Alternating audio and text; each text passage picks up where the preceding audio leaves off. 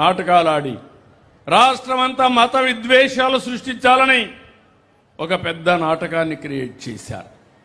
ఏమనాలో మీరు చెప్పండి. ఇది మూడో సంఘటన. ఇక్కడ కూడా రాజమండ్రిలో ఒకసారి జరిగింది. ఒక పాస్టర్ ప్రవీణ్ హైదరాబాద్ నుంచి తాగుతూ వచ్చాడు.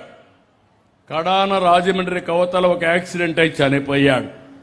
చనిపోతే దాన్ని వాస్తవం చెప్తే కాదంటే మొత్తం హైదరాబాద్ నుంచి ఏ మందు షాపుల్లో ఎక్కడెక్కడికి ఎన్ని గంటలకు తాగాడో మొత్తం రికార్డ్ అంతా తీసి అది చెప్పినా కూడా కావాలని మాట్లాడే పరిస్థితికి వచ్చారు. ఇంకో పక్కన మీరు చూడండి, తిరుమల కొండపైన నేను అడుగుతున్నా, ఈరోజు తిరుమల కొండపైన ఇటీవల ఎవరన్నా పోయారా? మీలో తిరుమల పోయిన వాళ్ళు చేతుల పైకెత్తండి. ముందు కంటే మెరుగైనటువంటి సదుపాయాలు ఉన్నాయా లేదా? ఉన్నాయా లేదా? ప్రసాదం బాగుందా లేదా అని మిమ్మల్ని అడుగుతున్నా. సదుపాయాలు బాగున్నాయా లేదని అడుగుతున్నా. బాగున్నాయంటే చప్పట్లు కూడా చెప్పండి బాగున్నాయని. అక్కడ కుట్ర. అక్కడ పోయి కౌస్తుభం గెస్ట్ హౌస్ దగ్గర ఖాళీగా ఉండే ప్లేస్లో సాక్షి మీడియా వాడిని పంపించి ఒక బాటలు అక్కడ వేశారు, ఖాళీ బాటలు పెట్టారు. వాళ్లే వచ్చి ఇక్కడ మద్యం అమ్ముతున్నారని వీళ్లే చెప్పే పరిస్థితికి వచ్చారు. మామూలుగా ఏమనుకుంటాం మనం? వాస్తవం నమ్మతారు లేదా? విలేకరు పైన మీకు అనుమానం వస్తుందా? పట్టుకుంటే ఎంక్వైరీ చేస్తే వీడియోలన్నీ చూస్తే సాక్షాత్తు దొంగ అడ్డంగా దొరికే పరిస్థితికి వచ్చారు. తిరుమల పైన అపవిత్రం చేసే పరిస్థితికి వచ్చారు. కలియుగ దేవుడు వెంకటేశ్వర స్వామి మా ఇంటి దైవం కూడా. నాకు ప్రాణభిక్ష పెట్టినటువంటి దేవుడు వెంకటేశ్వర స్వామి నేనెప్పుడూ మర్చిపోలేను. నేనెప్పుడూ తప్పు చేయను. ఎందుకంటే ఆయన మీద నాకు నమ్మకం ఉంది. అలాంటిది ఆ దేవుణ్ణి అప్రతిష్ట పాలు చేయాలని కల్తీ నెయ్యి, కల్తీ అంతా పెట్టి దేవుణ్ణి అప్రతిష్ట పాలు చేస్తే శక్తి తగ్గుతుందని ఆలోచించే వ్యక్తులను వెళ్ళి ఏమనాలి నేను అడుగుతున్నా. మీరు ఒక మతం కావచ్చు, తప్పలేదు. నేను కూడా మత సామరస్యాన్ని కాపాడుతాను.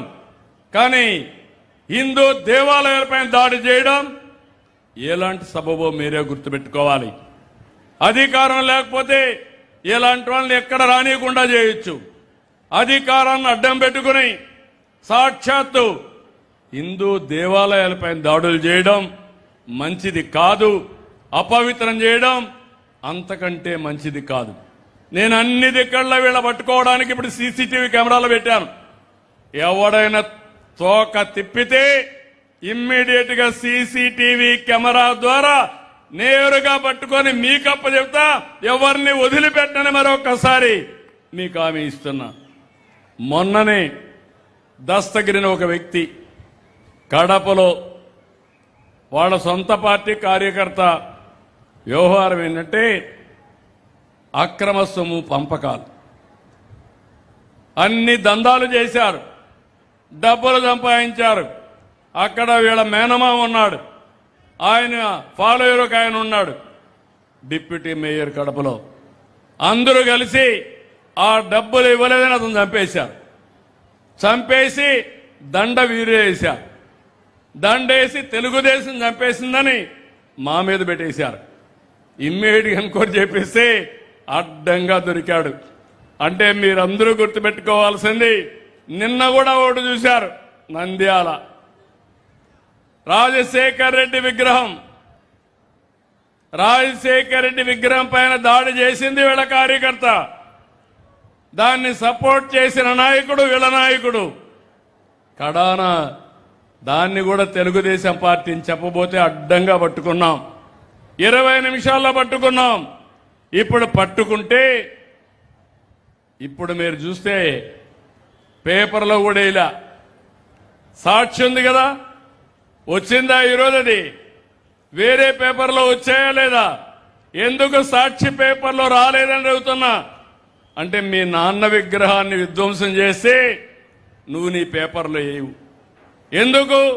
నువ్వే చేపించావు కాబట్టి, నీ మనుషులే చేశారు కాబట్టి. ఆ విగ్రహాన్ని విధ్వంసం చేశావని చెప్పి ప్రజల సానుభూతి పొందాలని ప్రయత్నం